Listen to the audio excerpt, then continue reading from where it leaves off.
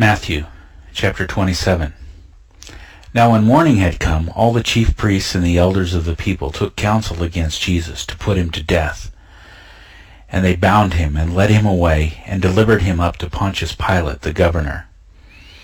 Then Judas, who betrayed him, when he saw that Jesus was condemned, felt remorse, and brought back the 30 pieces of silver to the chief priests and elders, saying, "I have sinned in that I have betrayed innocent blood." But they said, "What is that to us? You see to it." He threw down the pieces of silver in the sanctuary and departed. He went away and hanged himself. The chief priests took the pieces of silver and said, "It's not lawful to put them into the treasury, since it is the price of blood."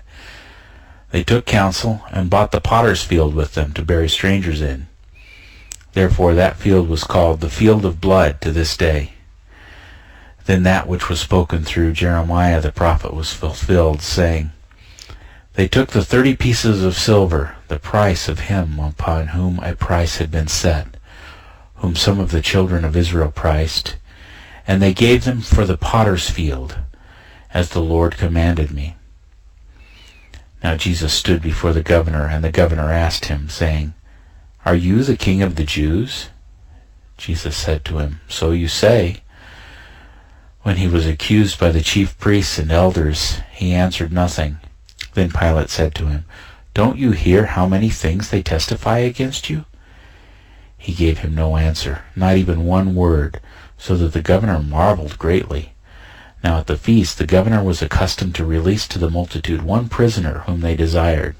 They had then a notable prisoner called Barabbas. When therefore they were gathered together, Pilate said to them, "Whom do you want me to release to you, Barabbas or Jesus, who is called Christ?" For he knew that because of envy they had delivered him up. While he was sitting on the judgment seat, his wife sent to him, saying, "Have nothing to do with that righteous man, for I have suffered many things this day in a dream because of him." Now the chief priests and the elders persuaded the multitudes to ask for Barabbas and destroy Jesus. But the governor answered them, "Which of the two do you want me to release to you?" They said, "Barabbas." Pilate said to them, "What then shall I do to Jesus, who is called Christ?" They all said to him, "Let him be crucified." But the governor said, "Why? What evil has he done?" But they cried out exceedingly, saying, "Let him be crucified." So when Pilate saw that nothing was being gained, but rather that a disturbance was starting, he took water and washed his hands before the multitude, saying, "I am innocent of the blood of this righteous person. You see to it." All the people answered, "May his blood be on us and on our children." Then he released to them Barabbas, but Jesus he flogged and delivered to be crucified. Then the governor's soldiers took Jesus into the praetorium, and gathered the whole garrison together against him. They stripped him and put a scarlet robe on him. They braided a crown of thorns and put it on his head, and a reed in his right hand. And they kneeled down before him and mocked him, saying, "Hail, King of the Jews!" They spat on him and took the reed and struck him on the head. When they had mocked him, they took the robe off of him and put his clothes on him and led him away to crucify him. As they came out, they found a man of Cyrene, Simon by name, and they compelled him to go with them, that he might carry his cross. They came to a place called Golgotha, that is to say, the place of a skull. They gave him sour wine to drink, mixed with gall. When he had tasted it, he would not drink. When they had crucified him, they divided his clothing among them, casting lots, and they sat and watched him there. They set up over his head the accusation against him written, "This is Jesus, the King of the Jews." Then there were 2 robbers crucified with him, one on his right hand and one on the left. Those who passed by blasphemed him, wagging their heads and saying, "You who destroy the temple and build it in 3 days, save yourself. If you are the Son of God, come down from the cross." Likewise the chief priests, also mocking, with the scribes, the Pharisees, and the elders, said, "He saved others, but he can't save himself. If he's the King of Israel, let him come down from the cross now, and we will believe in him. He trusts in God, let God deliver him now, if he wants him, for he said, 'I am the Son of God.'"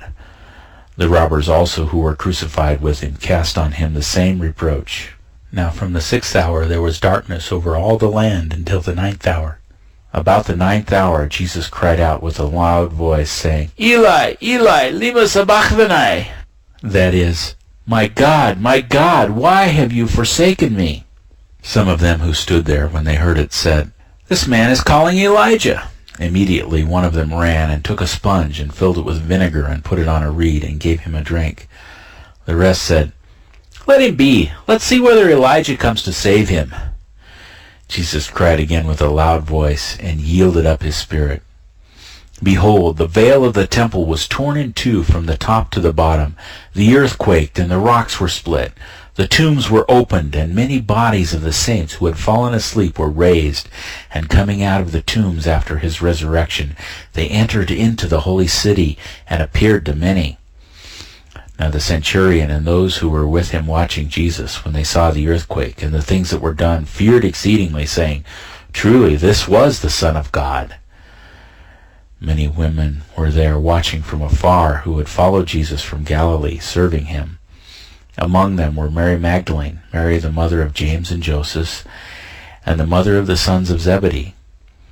When evening had come, a rich man from Arimathea, named Joseph, who himself was also Jesus' disciple, came. This man went to Pilate and asked for Jesus' body. Then Pilate commanded the body to be given up. Joseph took the body and wrapped it in a clean linen cloth and laid it in his own new tomb, which he had hewn out in the rock. And he rolled a great stone to the door of the tomb and departed. Mary Magdalene was there, and the other Mary sitting opposite the tomb. Now on the next day, which was the day after the preparation day, the chief priests and the Pharisees were gathered together to Pilate, saying, Sir, we remember that this deceiver said while he was still alive, After 3 days I will rise again. Command therefore that the tomb be made secure until the 3rd day, lest perhaps his disciples come at night and steal him away and tell the people, He is risen from the dead. And the last deception will be worse than the first. Pilate said to them, You have a guard. Go make it as secure as you can. So they went with the guard and made the tomb secure, sealing with a stone.